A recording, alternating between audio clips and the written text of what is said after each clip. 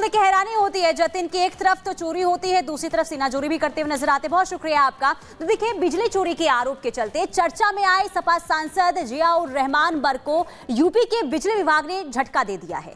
दरअसल सपा सांसद पर 1,91,00,000 रुपए का जुर्माना ठोक दिया गया है। अब इसके बाद राजनीति भी जबरदस्त तरीके से देखने को मिल रही है। रिपोर्ट देखिए।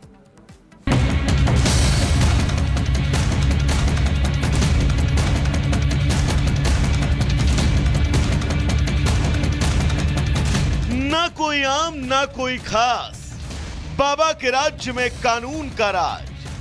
सीएम योगी ने जब सत्ता संभाली तो उसी समय यह साफ कर दिया कि उनके राज्य में ना कोई नेता होगा ना कोई अफसर, सभी जनता के सेवक होंगे और उनको भी उन्हीं कानूनों का पालन करना होगा जो प्रदेश में किसी भी आम नागरिक को करना होता है।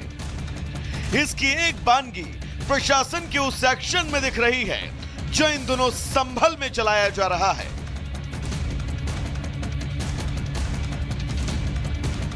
दरअसल संभल में बिजली विभाग लगातार कटियाबाजों पर एक्शन कर रहा है।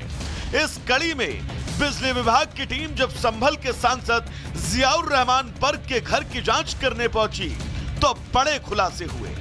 जांच में पाया गया कि घर में बिजली की डिमांड ज्यादा है लेकिन कम लोड के मीटर लगाए गए हैं, जिस पर एक्शन लेते हुए बिजली विभाग ने 1,91,00,000 का जुर्माना ठोक दिया।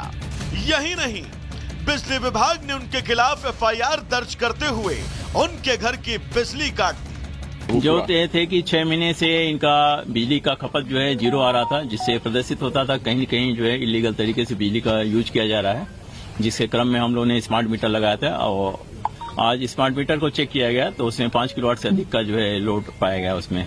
और मीटर की एमआरआई की गई, मीटर एमआरआई में भी जो है मीटर से जो है बिजली चोरी पाया गया।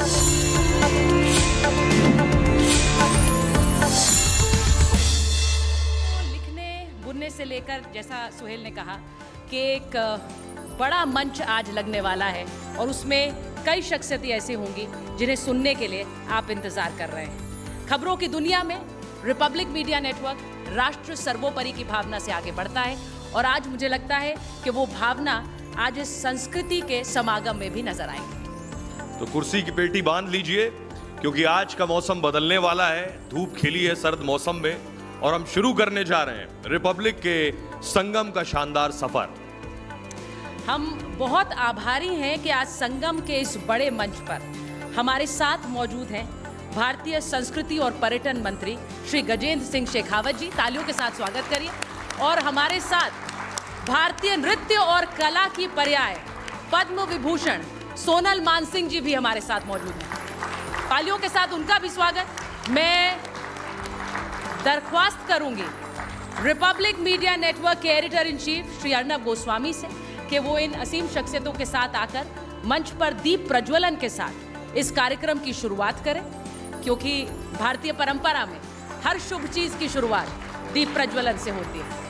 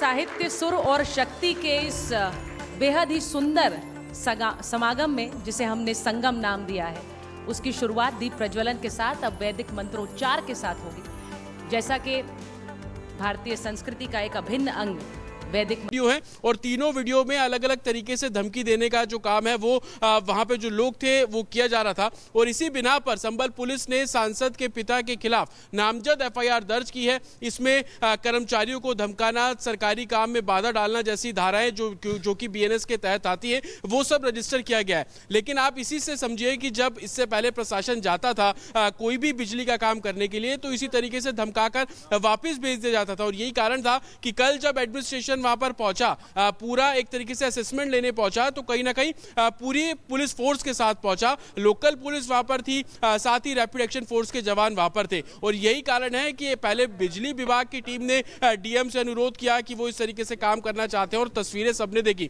कि कैसे बिजली चोरी की जा रही है। तकरीबन 5 करोड़ तक का जुर्माना जो है वो इससे पहले लगाया गया और अब जब सांसद के घर से ही बिजली चोरी हो रही थी तो उनके ऊपर भी जुर्माना जो है वो लगा दिया गया, तकरीबन 1 करोड़ 91 लाख रुपए का जुर्माना।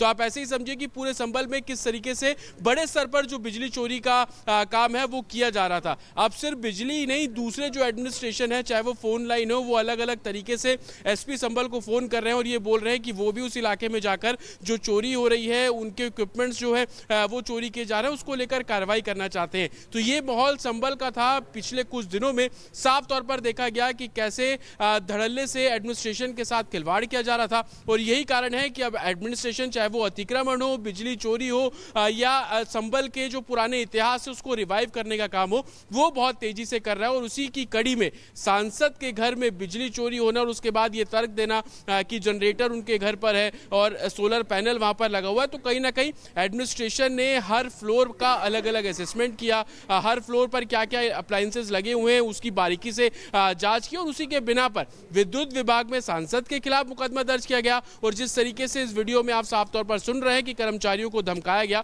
तो सांसद के पिता के खिलाफ अलग से जो मामला दर्ज जो है वो पुलिस द्वारा किया गया है। तो सांसद की मुश्किलें बढ़ रही है, लेकिन ये तस्वीरें संबल में क्या कुछ हो रहा था बीते दिनों में वो अपने आप में बयां कर रही है कि कैसे लॉ एंड ऑर्डर को मेंटेन करने के लिए एडमिनिस्ट्रेशन काम कर रहा है। अगर किसी बिजली कर्मचारी को उस इलाके में पहुंचना है तो वो कैसे पुलिस बल की घेराबंदी के बीच में वहां पर पहुंचता है तो ही काम कर सकता है। तो इसी तरीके की तस्वीरें हैं जिसको लेकर अब एडमिनिस्ट्रेशन काम कर रहा है। एफआईआर कल दर्ज कर ली गई है। पुलिस का कहना है कि कानून के तहत जो भी संभवतः कार्रवाई की जानी है वो कार्रवाई की भी जाएगी। Back to studio.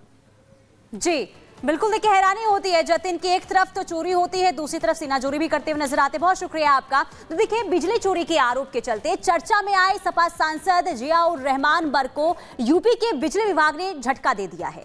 दरअसल सपा सांसद पर 1 करोड़ 91 लाख रुपए का जुर्माना ठोक दिया गया है। अब इसके बाद राजनीति भी जबरदस्त तरीके से देखने को मिल रही है। रिपोर्ट देखिए।